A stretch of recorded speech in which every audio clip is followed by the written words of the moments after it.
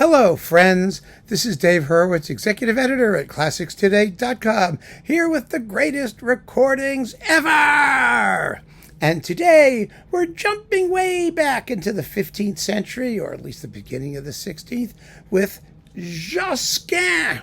Josquin Desprez, however you want to pronounce him.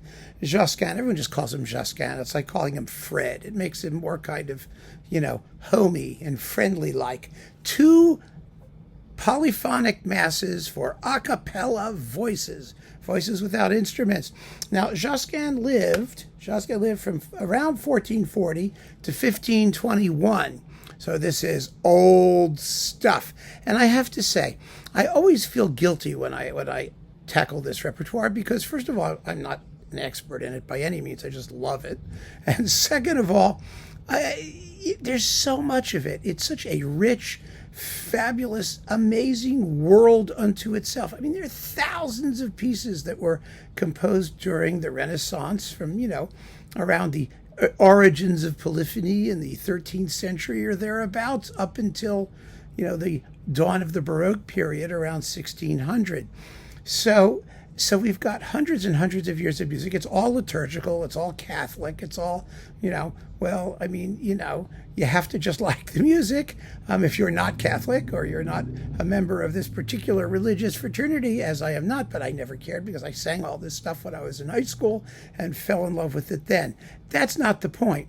The point is, it's just a different kind of listening, a different kind of style. But the Mass, as I've pointed out many times, was the symphony of this style. Because you get, 5 movements, a Kyrie, a Gloria, a Credo, Sanctus and Benedictus, and the Agnus Dei, 1, 2, and 3, because you do it 3 times.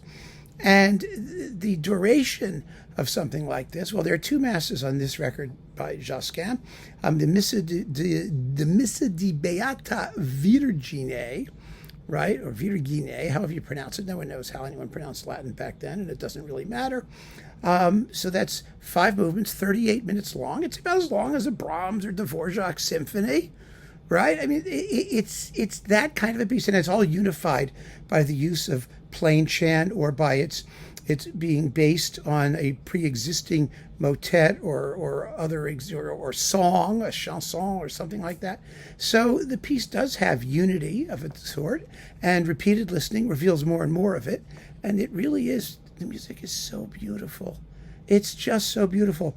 And on this particular disc, featuring the Tallis Scholars under Peter Phillips and their label Gimell, we also have the Missa Ave Stella, which is just one of the things that blew me away when I first heard it. It is so beautiful. It's a little shorter. It's 27 minutes long. And it's just, I don't know how to describe it. It's like perfection in sound. It is the most beautiful work. And it's based on a plain chant, which they very graciously include one verse of here. So you hear the motives that he's going to work with throughout the Mass. The prior one, the Missa de Beata Virgine, doesn't have that kind of unity to it. It's in 4 and then gradually 5 parts. And the fascinating thing about it is it was the hottest number of like 1,500 or thereabouts. Apparently, according to the notes here, it occurs in no less than 69 different manuscripts, which is, that's practically, platinum. It's like a platinum record for the 1500s because God knows how many other manuscripts it probably occurred in. And that meant that it was actually really popular to the extent any of this music could ever have been considered popular, since everybody had to go to church on pain of death or whatnot. I guess it was popular. People heard it.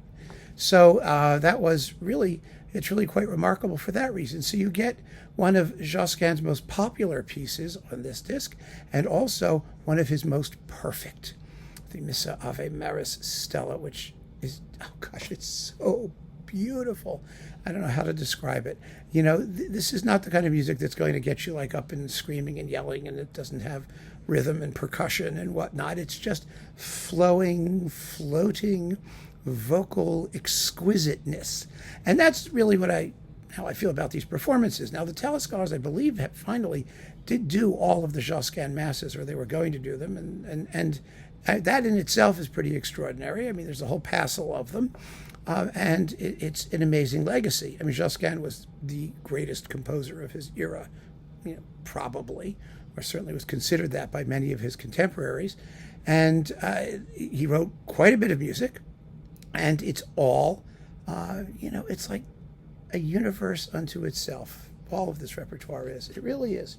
And I should talk about it more, and I should get into the form and structure of it more, and I should try and figure out how to, disassemble one of these things with musical examples and do something. And I'm going to do that some year.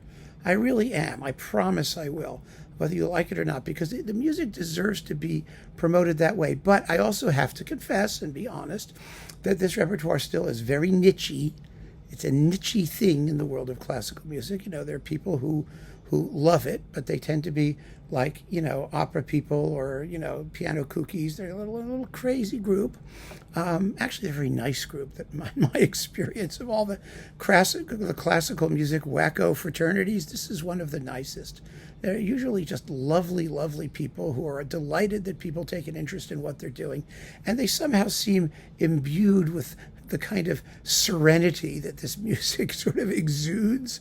They don't get all worked up. Actually, of course, in academic circles, there are real wars that go on about things like whether you have to transpose it or musica ficta or, how you perform it. There's all the same folderol that happens in other musical circles.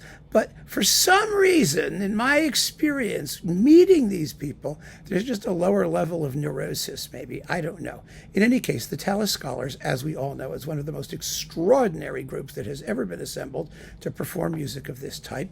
Their recordings are glorious. And this is one of the most glorious of a very glorious bunch, let me tell you. And if you haven't heard this, you really owe yourself the opportunity to hear the Missa Ave Maris Stella, preferably in this performance, which is gorgeously sung and exquisitely well recorded, and has wonderful notes. And the whole production is just such a high-class act. And it may just introduce you to a whole new world that you didn't know was out there.